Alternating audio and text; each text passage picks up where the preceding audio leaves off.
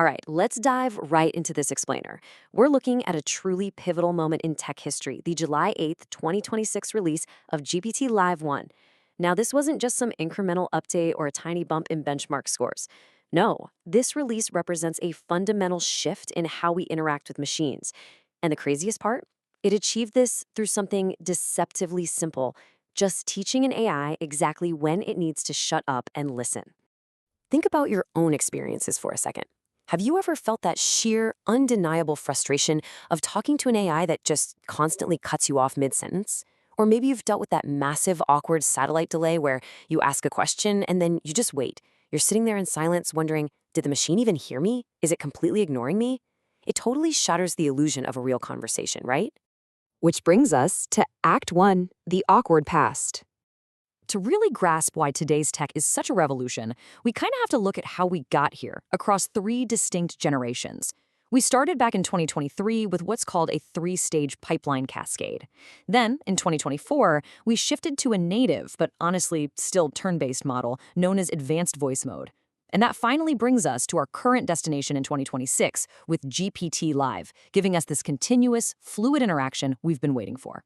And nothing illustrates the core problem of that very first generation in 2023 quite like this number right here, 1,700 milliseconds. That was the average latency, the delay, between you finishing your sentence and the AI uttering its very first word. That is almost 2 full seconds of dead air. And it happened because the system literally had to transcribe your voice to text, run that text through GPT-4, and then generate synthetic audio to play back to you. It was incredibly heavy engineering work, and yeah, the end result felt exactly like talking over a broken satellite feed. So, how did we fix it? That brings us to Act 2, the breakthrough. The architectural breakthrough that absolutely changes everything. Taking this tech from feeling like a really fast machine to feeling genuinely, conversationally human is a telecommunications concept called full-duplex. Adi Ileti, who's the product lead over at OpenAI, noted that from the model's perspective, it can now process a continuous stream of inputs and produce a stream of outputs simultaneously. Basically, it's constantly making these lightning-fast micro-decisions, many times per second, about whether to speak, to keep listening, to pause, or even to interrupt you. Think about the contrast here. The 2024 advanced voice mode was half-duplex. It completely relied on silence to know when you were done talking. So if you paused just to gather your thoughts, or if a rogue coffee grinder went off in the background, boom, the AI would eagerly interrupt you. It was this strict, rigid walkie-talkie style of turn-taking. But with full duplex, we finally get that fluid phone call experience. The AI can actually back-channel now. It can say, yeah, or got it, to show it's listening while you think, all without actually taking over the conversation. But you know what? They didn't just stop at full duplex. OpenAI went ahead and implemented this totally ingenious two-layer modular architecture. Basically, the voice layer is always listening and handling those real-time social dynamics. You ask a simple question, GPT-Live answers you directly. But if you ask something highly complex, like asking for deep reasoning or a massive web search, it seamlessly delegates that heavy computational lifting to a frontier model like GPT-5 5.5 running in the background. The real magic here is that GPT-Live just keeps chatting with you. It maintains the flow of the conversation, so you never, ever experience that dreaded dead air while the machine is thinking. All right, let's get into Act 3, real-world superpowers and the AI war. Let's explore the practical magic this architecture actually unlocks for us everyday users, because these new features totally change how we interact with AI. Take the smart visual cards, for instance. If you ask for the weather or the latest sports scores, you don't have to break your conversational flow to dig through menus.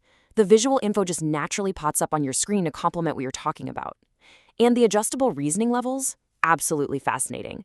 If you just ask for the time, you obviously want the instant setting. But if you're telling it to design a complex 10-day budget trip to Japan, you can toggle it to high. This lets the model spend way more time researching while still keeping you totally engaged in the chat. This full duplex capability also fundamentally revolutionizes how we handle language barriers. Tom's Guide actually reported this incredible hands-on experience using it for live translation at the World Cup.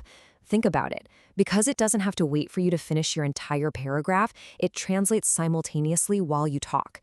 Users are getting an experience that feels so much closer to having a professional live interpreter right there in the room with them, rather than passing some clunky translation app back and forth.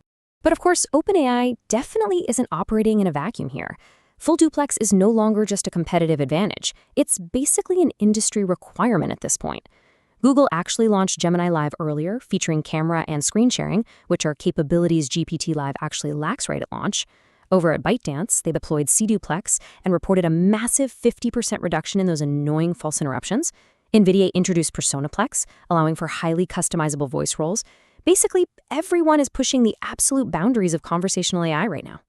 Yet, amidst all that competition, OpenAI holds one massive, very distinct advantage: absolute scale. Get this. They have over 150 million people using their voice and dictation features every single week out of their 900 million active users.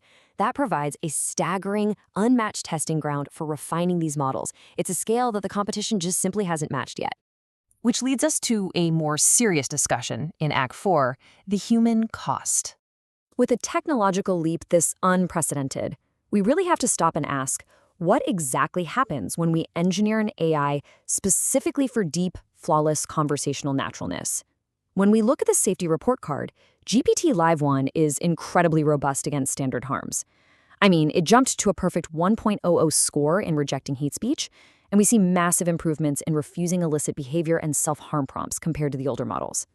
However, look closely at the regression in emotional reliance. It actually dropped from 0.88 down to 0.82. We are entering a totally new frontier here. OpenAI has actually had to build specific real-time safeguards exclusively for voice interactions. The system can now intervene while it's actively speaking to steer the conversation away from risk or even cut off the chat entirely if it really needs to. It surfaces crisis resources and actively protects team users. But the company is explicitly acknowledging something huge here. By striving to make GPT-Live sound so astonishingly natural, they've inadvertently created a completely new category of risk: the risk of users forming deep emotional attachments to a machine. And, this directly ties into some of the lingering controversies surrounding the company. You might remember that whole incident back in May 2024 involving Scarlett Johansson, where the Sky voice sounded strikingly similar to her character in the movie Her. Critics, as highlighted neutrally by this quote from Forbes, point out a pretty sharp ethical irony here. There is this very real vocal concern that striving to build an AI that sounds a little too human, essentially emulating science fiction where a guy falls in love with an operating system, might completely overlook the actual cautionary message of that very fiction. So where exactly does all of this leave us today? Well, the GPT-Live 1 model is currently rolling out to Plus and Pro users across iOS, Android, and the web, with a smaller mini model acting as the default for free users. Now, currently, enterprise developers don't have API access, which might slow down widespread commercial adoption just for a bit. But the ultimate ambition, it is crystal clear. The end goal isn't just to build a friendly little chat box. It is about using voice as the primary, frictionless interface for autonomous AI agents. Imagine agents that you can simply tell to go negotiate with your insurance company or debug your server code, all while you're just having a completely natural, casual conversation. And that really brings us to our final thought. The technology to perfectly replicate the rhythm, the pauses, the uhs, and the deep fluidity of human speech, it's officially here, it's real. But the question isn't whether AI can sound human enough anymore. The question we have to answer now is, what happens to us when it does? Thank you so much for joining me for this explainer, and I will catch you next time as we continue to unpack this rapidly shifting world of tech.